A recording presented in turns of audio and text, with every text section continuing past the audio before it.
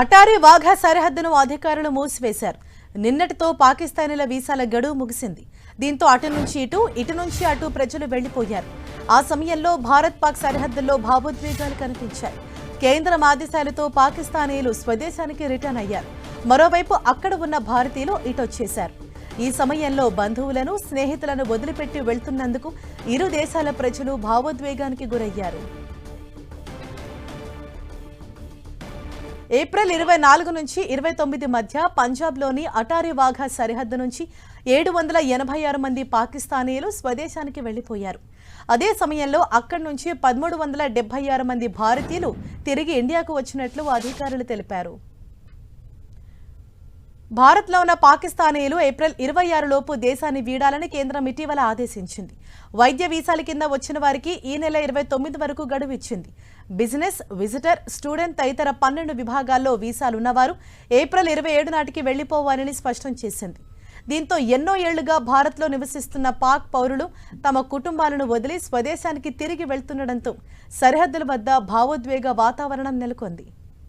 April 4 నుంచి అమల్లోకి వచ్చిన ఇమిగ్రేషన్ అండ్ ఫారినర్స్ యాక్ట్ 2025 ప్రకారం గడువు తీరినా ఇక్కడే ఉన్నా, వీసా నిబంధనలు ఉల్లంఘించినా 3 ఏళ్ల జైలు శిక్ష, 3 లక్షల వరకు జరిమానా తప్పదని భారత అధికారులు హెచ్చరిస్తున్నారు. మరోవైపు పాకిస్తానీలు ఇంకా ఎవరైనా దేశంలో ఉన్నారా అనే ఆరా తీయాలంటూ అన్ని రాష్ట్రాలకు కేంద్రం ఆదేశాలు జారీ చేసింది. ఢిల్లీలో 5,000 మంది పాకిస్తానీలు ఉన్నట్లు తెలుస్తోంది. అలాగే మహారాష్ట్ర, కేరళలో 80,000 మంది ఉన్నట్లు అధికారులు భావిస్తున్నారు. పాకిస్తానీలను గుర్తించాలని రాష్ట్రాలకు కేంద్రం అలర్ట్ చేసింది.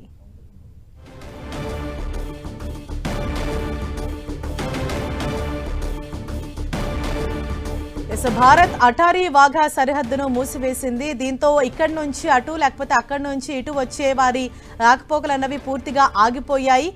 24 నుంచి 29 తేదీలో మొత్తం 786 మంది పాకిస్తానీలు అక్కడికి వెళ్లారు. అలాగే పాక్ నుంచి కూడా 1376 మంది భారతీయులు మన దేశానికి తిరిగి వచ్చేశారు.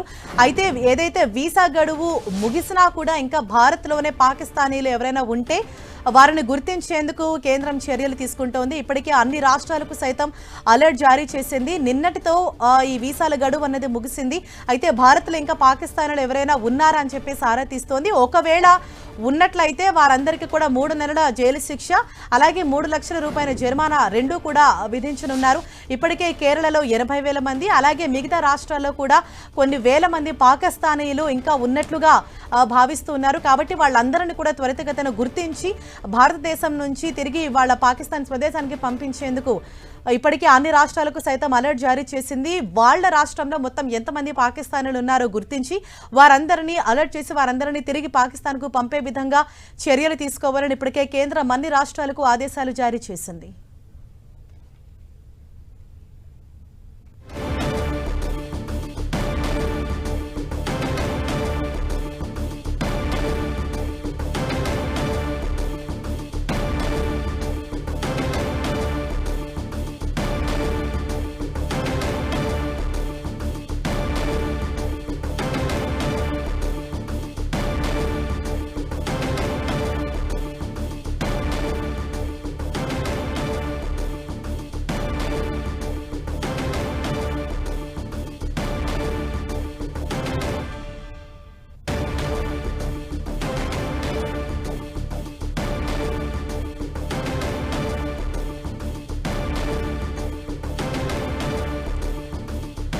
భారత్ అటారీ వాఘా సరిహద్దును మూసివేసింది. నిన్నటితో గడువు అన్నది ముగిసింది. వీసా గడువు ముగిసినా ఇంకా కూడా పాకిస్తాన్లు ఎవరైనా భారత్లో ఉంటే వారిపైన కఠిన చర్యలు తీసుకునేందుకు కేంద్రం రంగంలోకి దిగింది.